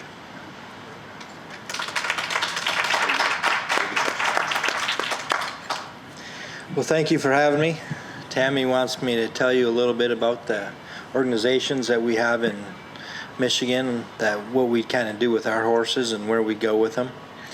I kind of specialize in training the reining horses and also the mounted police horses up in Saginaw. I help them guys out a lot. They use my facility up there to help train them, get them used to the different stuff, as simple as putting the bridles on, making sure the saddles fit correctly, working on your horse's mind, making sure that the horse is just willing and wants to do his job. I call that the horse being mind right. Either they're trying to help you or they're trying not to help you. We also do a lot of help with the people, trying to get them so they know what the horse is thinking and feeling what the horse feels.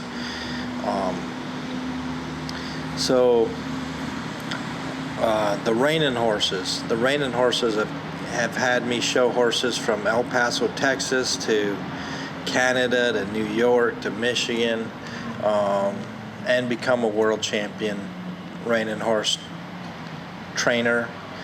I've bred world champions, I've showed world champions, I've made them world champions, and the most awarding thing for me is having the horse born at my place, training the horse, and watching the horse go on to be successful in his life. Whether it be a show horse or just to take you down the trail and be a partner, or to be a mounted police horse or whatever. It's the communication that the people have with their horse. And then, of course, Don's got to talk a little bit about my daughter, which is great too, because,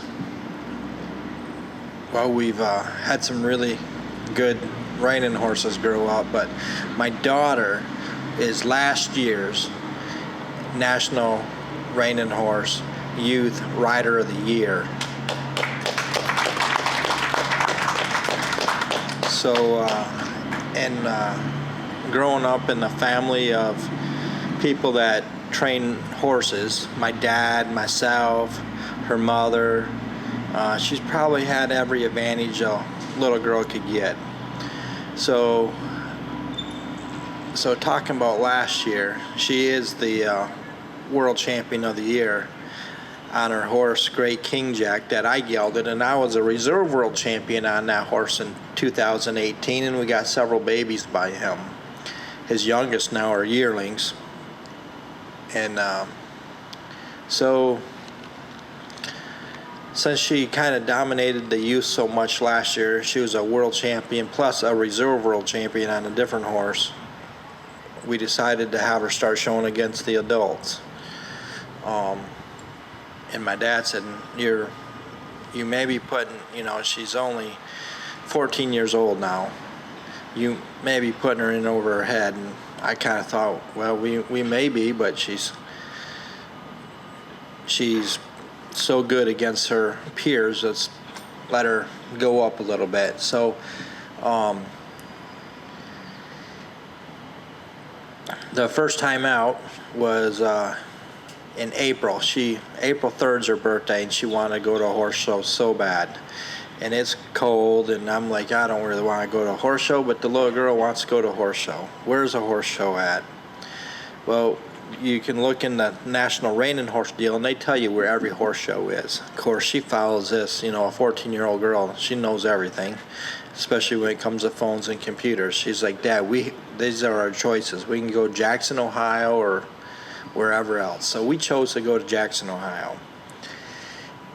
And it's her birthday. I'm thinking, it'd be really nice if she had a plaque saying on her birthday that she won a youth reining.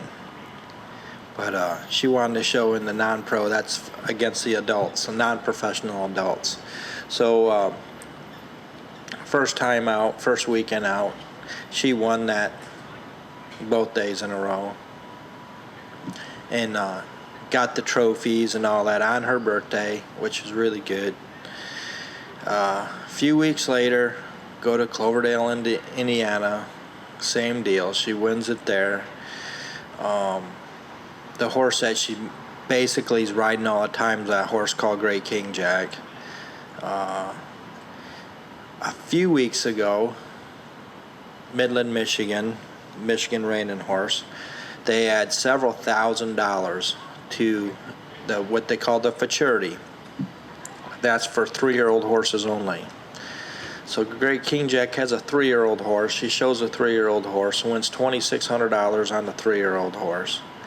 this week, we take different horses. We go to Columbus, Ohio to the quarter horse show.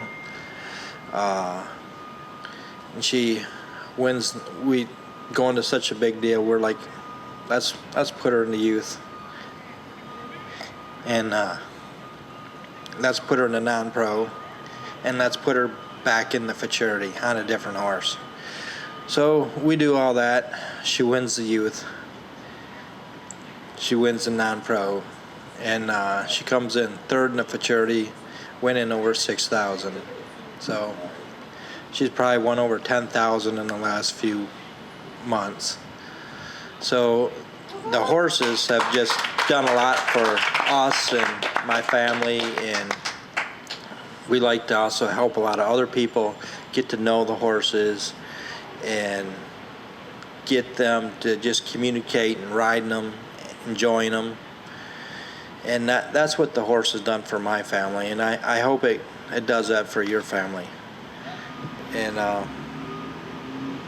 And you know, we do a lot of the showing at the Michigan Reining Horse, the Michigan Reining Cow Horse. If anybody has any questions about any of that or how to get started, you know, we'd gladly help anybody ride.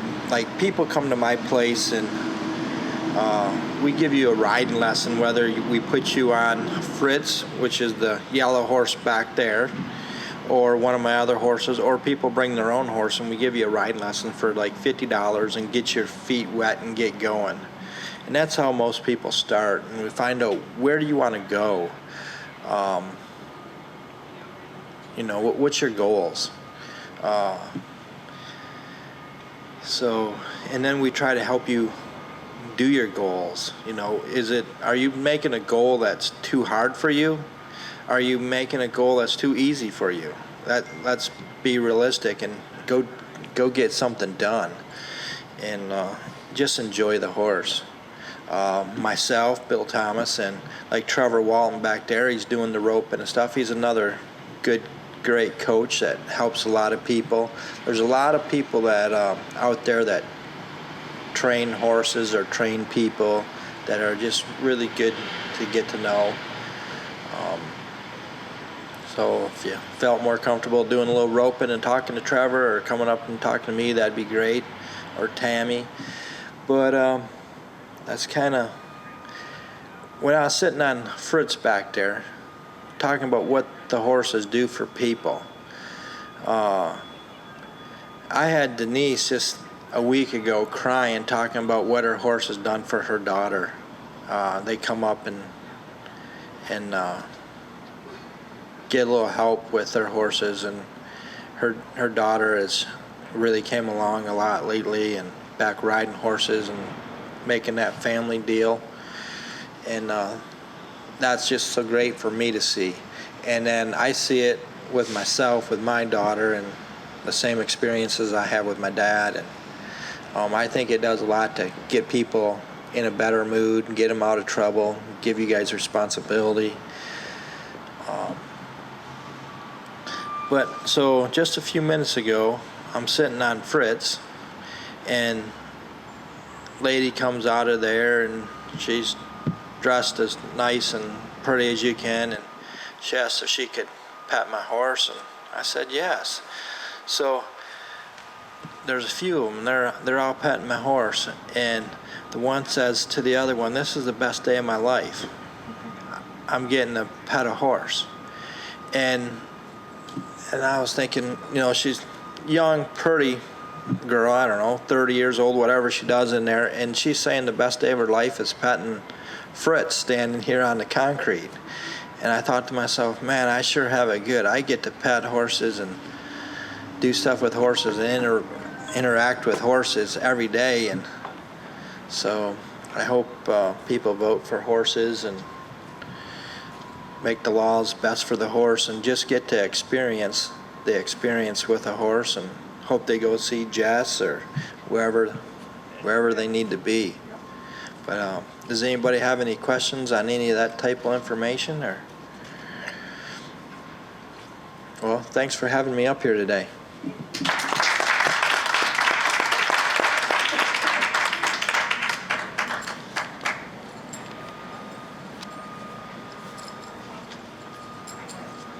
Thank you, Bill. Tammy, are you out there?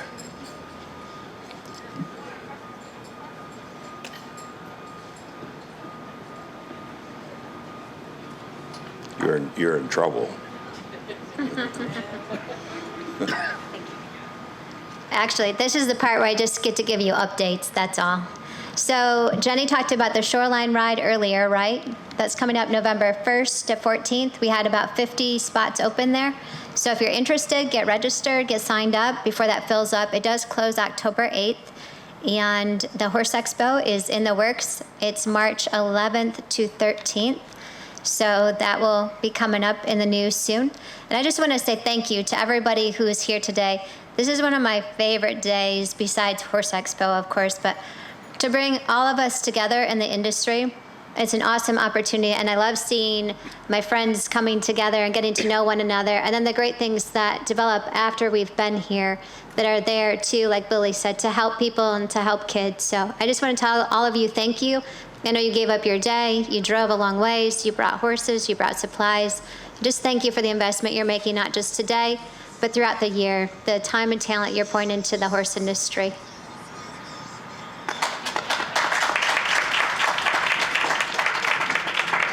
I also want to give a very, very big personal thank you to Tammy for doing this. She's,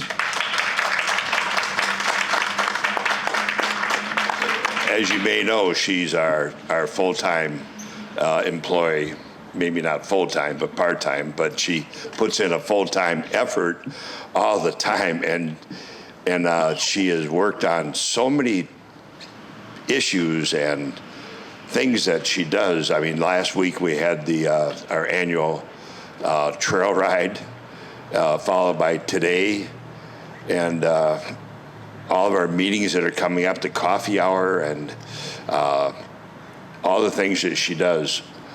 We are, as a board, all of us are very indebted to Tammy. She does, hands down, everything. So, anyways, I have my pen out here right now, so I want to write down. This is a time when I want some feedback, and I know some people had to leave this morning and because they have other schedules, but what do you expect to get out of Michigan Horse Council? What would you like us to do? Give us a challenge. We've had challenges before, and we stand up. We are supposed to represent the horse community in Michigan, so if you have something that is burning within yourself that you want us to do or get done or represent you or whatever it is, can you please tell me now? If you don't want to say it out loud, contact me right after this and let me know what it is. So, Jenny. I encourage you to attend the Equine Trail Subcommittee meetings, and really anyone can come to those, or the Michigan Trail Advisory Council meetings. So they're open to the public, and it's the way we can get our voices out that we do value horse trails and access to trails in Michigan. Okay. So I invite you to come. When are those? I know they're normally at a certain time, but then we're threatened by COVID. Right. So everything, they're all on the DNR websites, and so it's under Michigan Trails Advisory Council. That's with the hikers and bikers and snowmobilers. But if you want to come also to the Equine Trails Subcommittee with the DNR, it's all on the DNR website, and then that would be focusing just on trails and horses. So there's really two groups of meetings going on. Our normal horse council meetings are historically they're the first Tuesday of every month to be held at Michigan State Horse Pavilion. Does ETS have a certain date when they have theirs? No, they schedule their meetings around all the other advisory councils. So it's on the website, but it's different throughout the year. They are scheduled, though, by the time we get to January, they'll be scheduled for the year. And they're virtual or in person, hopefully. Okay, does anybody else have anything they want us to do? Yes. Well, I came on board the Horse Council several years ago as a draft horse person. I became an equine industry person. And the thing I would like to see the Horse Council do is to continue their efforts to unite the whole horse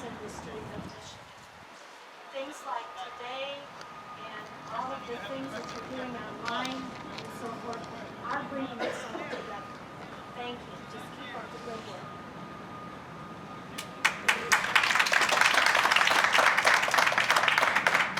Okay, our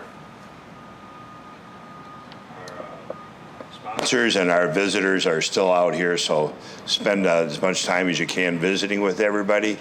And I'm going to give everybody a mini challenge here to next year bring 4 other people with you, so that there'll be 5 on your hand that are coming next year. And historically, it's during the All Trails Week, which is the last week of September. And this year was an exception, so we will advertise it and broadcast it, but next year will be our 5th time at doing this, and I hope to see you all back here next year. So is there anything else anybody wants to add? Thank you very much.